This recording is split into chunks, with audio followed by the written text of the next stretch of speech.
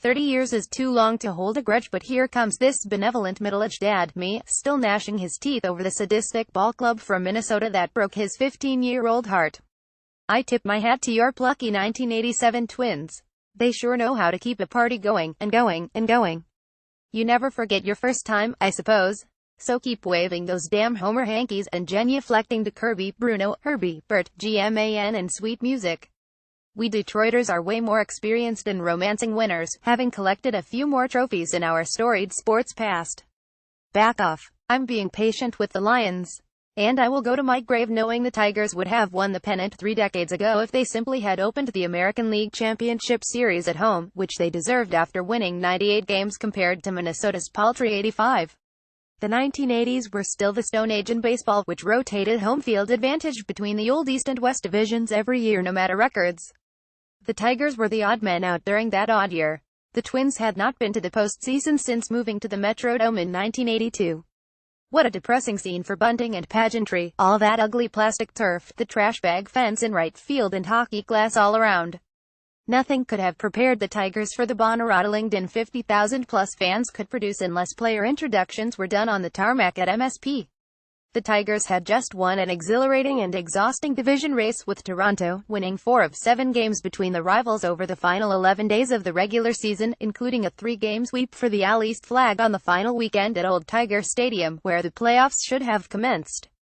Frank Tanana out-dueled fellow lefty Jimmy Key, and Larry Herndon hit a solo home run in the 10-clincher.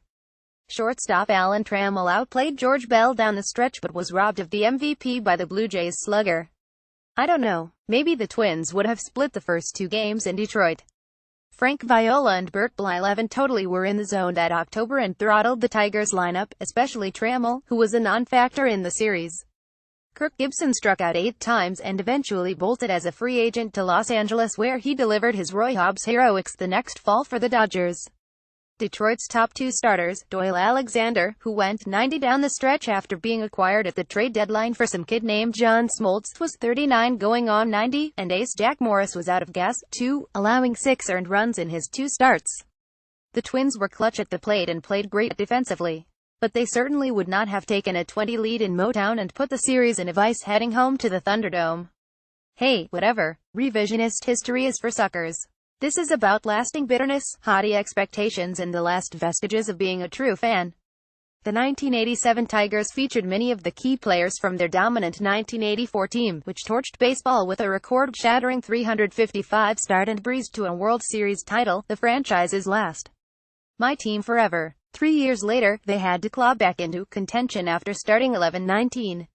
Moreover, the long-dormant Pistons and Red Wings roared into the conference finals of their respective sports that spring to capture the hearts and minds of the city.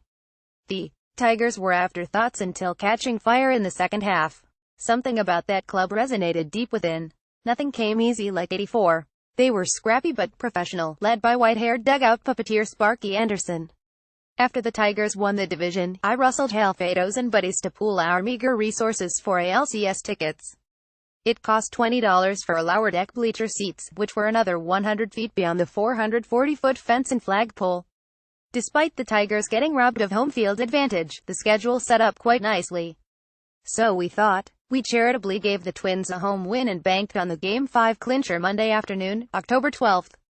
A 3 o'clock game would allow us to cut class, get drunk and watch the boys dance on the field. Hell, if the whiskey stolen from my grandmother's basement kicked in just right, maybe we'd be dancing with them. We watched a celebration that day. The Twins, on a grainy television in a detention room. The Tigers managed to win Game 3 on an 8-inning home run by unheralded Pat Sheridan off Jeff Reardon.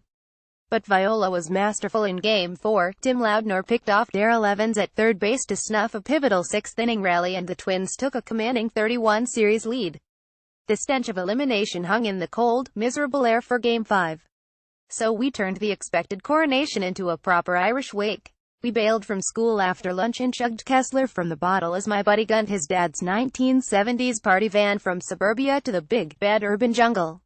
I can still see Blyleven snapping off those curveballs, Alexander wheezing through another aborted start and Tom Brunanski's 9th-inning home run sailing over Gibson's glove and nicking the top of the left field fence to put it away. Someone in our group brought their punk younger brother. In the bottom of the ninth, the freshman folded up a paper airplane and launched it into center field behind Puckett. I give him credit. It was a hell of a glide path. Security didn't think so and hauled us away. We were in a windowless room somewhere in the bowels of that decrepit ballpark getting read the riot act by Detroit's finest when Matt Noakes tapped out to Reardon, who was mobbed by Kent Herbeck as the Twins' dugout emptied in a wave of gray uniforms and orange Gatorade. The cops let us go, but I never hated a team so much. Visceral hatred that only deepened when the second favorite team of my youth, the St. Louis Cardinals, were subsequently vanquished by the Twinkies in that World Series. The irony of moving to the Twin Cities in 2000, marrying a St. Paul girl, covering the Twins and settling into a wonderful life as a transplanted Minnesotan has never been lost on me. Especially since my wife, who is 8 years younger, regularly reminds me that her very first Twins memory was attending the 1987 World Series victory parade. Not only am I bitter, I'm a fossil. Moving away and plunging into sports journalism will beat the fan out of anyone like a broomstick to a dirty rug. The Tigers reaching but losing the 2006 and 2012 World Series hardly stirred anything in me.